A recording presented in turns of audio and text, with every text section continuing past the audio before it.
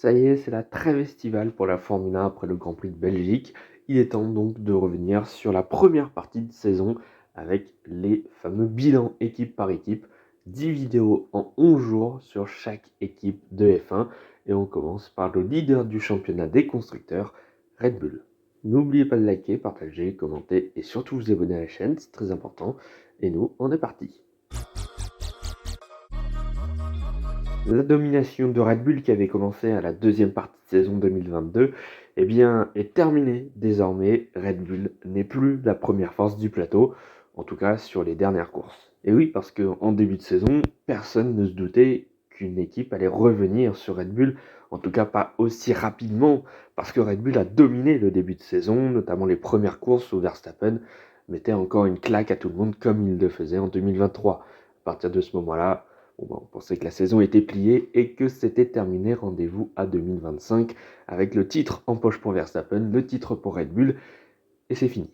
Et puis finalement, on s'est rendu compte assez rapidement, au bout de quelques grands prix seulement, que finalement, Red Bull était battable en 2024. Faut dire aussi que le début de saison 2024 a été particulièrement agité pour Red Bull, entre l'affaire Christian Horner avant même le début de la saison, avec les tensions aussi avec Helmut Marko, les tensions entre Horner et Jos Verstappen également, le père de Max. Enfin bref, c'est assez compliqué. En plus de ça, on a une voiture qu'on peine à développer. Tout ça fait que finalement Mercedes et McLaren notamment sont passés devant Red Bull, en termes de performance en tout cas. Je pense que le retour de l'adversité pour Red Bull en course a fait que ça a fait changer deux petits trucs très importants. La stratégie, qui est moins bonne que ces dernières années, je trouve, et puis également du côté des arrêts au stand, qui sont déjà un peu plus longs que d'habitude. On ne fait plus des arrêts à 2 secondes, mais parfois on se rate, même du côté de Red Bull, avec des arrêts frôlant les 3 secondes. Donc ouais, ça a changé un petit peu. Il y a plus de pression pour Red Bull. Et même du côté des pilotes, avec Max Verstappen, on a l'impression quand même qu'il ressent un petit peu plus la pression que d'habitude. Bon, voilà, faut dire que Red Bull n'a plus gagné sur les 4 dernières courses de la saison. Ce n'était plus arrivé depuis 2020. Imaginez-vous quand même, c'était au moment où il y avait le Covid. C'était la première année. Donc voilà, ça fait un paquet de temps. 4 ans maintenant. En tout cas, ce qui est sûr, c'est que la domination, elle est terminée. Red Bull va devoir sauver les meubles en seconde partie de saison. Est-ce qu'il y aura des victoires? Certainement avec Max Verstappen. Je ne pense pas que Red Bull restera sans victoire en deuxième partie de saison.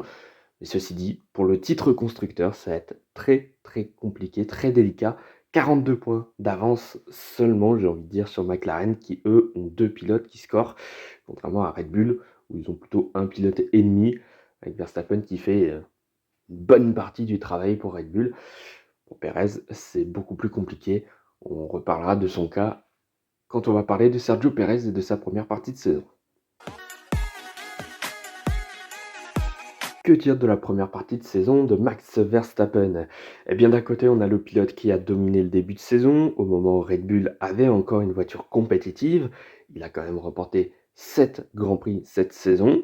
On a eu un autre Max Verstappen qui a réussi à limiter les dégâts, plus que limiter les dégâts même, avec une voiture qui devenait beaucoup moins compétitive. Il a réussi encore à s'imposer, je pense notamment à Imola, mais surtout au Canada et en Espagne, où il n'avait pas forcément la meilleure voiture. Et pourtant, il a gagné. Je pense que c'est plutôt son talent qui a payé ces jours-là, plutôt que la voiture. Et puis, on a eu le troisième, Max Verstappen, qui est retombé un petit peu dans ses travers de ses jeunes années, voilà, avec des accrochages, notamment en Autriche avec Norris, en Hongrie avec Hamilton. Enfin bref, beaucoup d'agressivité, parfois un petit peu pour rien. Un petit peu dommage cette fin de première partie de saison qui a été beaucoup plus compliqué pour Max Verstappen. Un seul podium sur les 4 dernières courses. Ce n'était plus arrivé, je crois, depuis 2020. C'est pour dire, en tout cas, comme Red Bull, la domination de Max Verstappen est terminée et il va falloir sauver les meubles en seconde partie de saison. À la mi-saison, contrairement à 2023, le titre n'est pas encore assuré pour Max Verstappen. Ceci dit, il a une avance de 78 points sur Lando Norris, soit 3 grands prix d'avance déjà. Donc, je me fais pas trop de soucis, sauf des problèmes mécaniques ou quelque chose comme ça. Je pense que Max Verstappen peut encore réussir à conserver sa couronne mondiale. Il n'y aura pas trop de soucis là-dessus. Mais en revanche, pour des victoires, ce sera beaucoup plus compliqué que ça ne l'était même en début de saison où il avait remporté 4 des 5 premières courses. Là, clairement, en deuxième partie de saison, ce sera plus du tout la même chose normalement, sauf si Red Bull retrouve un truc et qui repasse devant tout le monde. Mais en tout cas, il y a de l'adversité désormais entre les Ferrari, les McLaren, les Mercedes. Ça fait quand même beaucoup de candidats à la gagne. Ceci dit, il y a quand même dans un domaine où Max Verstappen m'a quand même un petit peu impressionné. C'est au niveau des qualifications, au niveau des pole positions. Il en compte 8 cette saison. Je crois qu'il n'en a jamais eu autant. En tout cas, à cette période-là de la saison, voilà, il a juste eu la moitié des pole positions cette saison. Et encore, quand je dis 8, c'est plutôt 9, avec la pole à Spa-Francorchamps où il a éclaté tout le monde, mais elle compte pas puisqu'il a eu sa pénalité, mais il était quand même le plus rapide de la séance. Enfin bref, même dans sa période de domination à Max Verstappen, on ne l'avait pas vu aussi fort le samedi. Il y avait toujours une voiture, en tout cas très souvent une voiture qui le battait. C'était la plupart du temps les Ferrari, notamment Charles Leclerc. Voilà. Max Verstappen, ça n'a pas été forcément un pilote le plus fort le samedi. Il est beaucoup plus fort en course, évidemment, c'est un pur racer. Mais sur un tour, bon, voilà, il arrivait souvent à être en première ligne ou pas très loin devant. Et des pole positions, il en a quand même un bon paquet dans sa carrière. Mais voilà, pas autant que ça aurait pu l'être, notamment si on fait le ratio pole-victoire. Il a clairement moins de pole positions que de victoires. Alors que là, cette saison, il a 8 pole positions pour 7 victoires. Je crois que c'est la première fois qu'il a plus de pole positions que de victoires dans une saison, pour le moment en tout cas. Mais il faut dire que Max Verstappen a été quand même très performant sur la globalité de la saison. Bon, quand il avait la voiture, évidemment, il a gagné. Mais même quand il n'avait plus forcément la meilleure voiture, il a continué à gagner. Dommage un petit peu cette fin de première partie de saison qui a été beaucoup plus compliquée, avec des accrochages, avec aussi pas mal d'énervement dans les radios. Je pense notamment au Grand Prix de Hongrie où il n'a fait que ça de toute la course, du premier virage jusqu'au dernier tour. Bon, dommage, c'est un peu la grosse tâche finalement de sa saison. Si on enlève ça, c'est quand même pas si mal que ça et il arrive à maximiser la performance. Évidemment, comme je l'ai dit tout à l'heure, sauf sur les dernières courses où ça a été beaucoup plus compliqué. En tout cas, en globalité, on va pas dire que c'est très positif pour Max Verstappen parce que bon, bah, la voiture est moins bonne et Verstappen a de moins bons résultats finalement sur le papier que les saisons précédentes. Mais tout de même, il arrive clairement à limiter la casse et c'est dans ces moments-là où on voit tout le talent de Max Verstappen qui arrive toujours à maximiser les résultats en course. Évidemment, je ne reviens pas sur son duel avec Sergio Pérez, il n'a pas de coéquipier cette saison, autant dire qu'il ne fait qu'une bouchée du Mexicain. Justement, Sergio Pérez, parlons-en. Eh bien, cette première partie de saison, elle est extrêmement difficile. Mais maintenant, on a l'habitude depuis 2023, c'est une vraie catastrophe pour le Mexicain. Au début de la saison, il a bénéficié d'une voiture encore très performante, où il a réussi à faire 4 podiums sur les 5 premières courses. Et depuis, plus rien. Et d'ailleurs, son dernier top 5 en date, c'était à Miami. C'était il y a quand même 8 courses de cela.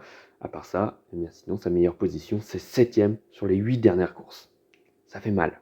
Alors, je veux bien que la voiture ait régressé, que les concurrents sont revenus, mais bon, voilà, ça ne justifie pas des résultats pareils. Surtout que c'est chaque Grand Prix à chaque fois la même chose. Perez n'est pas compétitif, et notamment en qualification où c'est vraiment compliqué. Il est trop rarement en Q3 avec la voiture qu'il a. Il y a encore une voiture qui est capable largement de passer en Q3. Hein. Bon, il y a McLaren, Mercedes, Ferrari qui sont peut-être revenus très proches de Red Bull, voire même dépassé Red Bull pour certains. Mais ça ne justifie pas une sortie en Q1 ou en Q2. Surtout qu'il y a eu beaucoup d'accidents cette saison. Il faut dire qu'il a cassé quand même pas mal de voitures cette année. Ses résultats sont tellement médiocres qu'on a pensé chez Red Bull à le remplacer. Bon, au final, il va rester dans la voiture jusqu'à la fin de saison 2024. Il aura encore quelques grands prix pour montrer qu'il aura encore sa place dans l'équipe pour 2025. En tout cas, c'est une mauvaise passe que traverse Sergio Pérez. Au vu de ses performances actuelles, il faut qu'il sorte à la fin de la saison 2024. Clairement, depuis 2 ans, il n'a plus le niveau. C'est très compliqué pour Sergio Pérez. Je ne vois pas ce qu'il apporte de plus à Red Bull, à part le financement. Mais sportivement parlant, c'est beaucoup trop compliqué pour le moment pour Sergio Pérez. Mais en tout cas, pour Sergio Pérez, il va falloir faire quelque chose, absolument. Alors ceci dit, pour aller dans son sens quand même, il faut dire aussi que la voiture est totalement adaptée à Max Verstappen, et on le savait de toute manière, au moment où les adversaires de Red Bull allaient revenir, Sergio Pérez, il allait être largué et ça n'a pas raté. Mais voilà, comme je le disais juste avant, la voiture, elle est faite pour Max Verstappen surtout. Sergio Pérez, il s'adapte comme il peut. Bon, là-dessus, il faut dire aussi qu'il n'est pas très aidé par l'équipe. Mais bon, ça ne justifie pas à 100% les résultats actuels de Sergio Pérez. On peut presque comparer finalement ce qu'il fait actuellement à ce que faisaient Pierre Gasly et Alexander Albon avant lui chez Red Bull. Et eux, ils ont été sortis très tôt, bien trop tôt. Et pourtant, lui, Pérez, il continue dans l'équipe avec quasiment les mêmes résultats que le Français et que le Thaïlandais à l'époque. Je pense que ce qu'il sauve pour conserver son baquet encore, c'est le marketing. Red Bull arrive à vendre pas mal de canettes au Mexique parce que Sergio Pérez, c'est tout simplement l'idole des Mexicains. C'est une star là-bas. Donc forcément, ça fait de l'argent en plus pour Red Bull. Donc forcément, on essaye de le conserver au maximum. Mais là, sportivement parlant, c'est plus possible. Il n'a plus sa place dans l'équipe. Il est plus performant. Bon, j'espère qu'il trouvera quand même une place ailleurs. J'aimerais bien le voir dans une équipe de seconde zone avec moins de pression.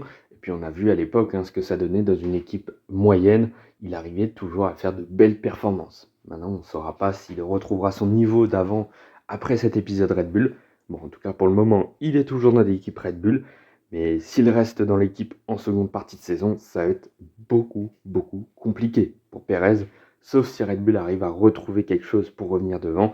Mais à part ça, je pense que Sergio Pérez va continuer à couler tout le long de la saison. Je ne vois pas comment il pourrait relever la tête comme ça. Alors, on l'a vu en 2023, il n'a jamais relevé la tête, ou juste en fin de saison, je crois, où ça a été un petit peu mieux. Mais c'était vraiment compliqué l'année dernière. Et je pense que ça va continuer comme ça en 2024. C'est beaucoup trop compliqué pour lui. Et surtout, il y a de la concurrence. Donc ça va être beaucoup plus compliqué d'obtenir des résultats. Voilà, c'est la fin de cette vidéo, de ce premier bilan de la mi-saison 2024 avec le leader du championnat des constructeurs, Red Bull. Demain, nouveau bilan avec la deuxième équipe, McLaren. Et puis ensuite, on continuera avec Ferrari, Mercedes, Aston, RB, Haas, Alpine, Williams et Sauber. Tout ça dans les 10 prochains jours maintenant. À bientôt. Enfin, surtout à demain.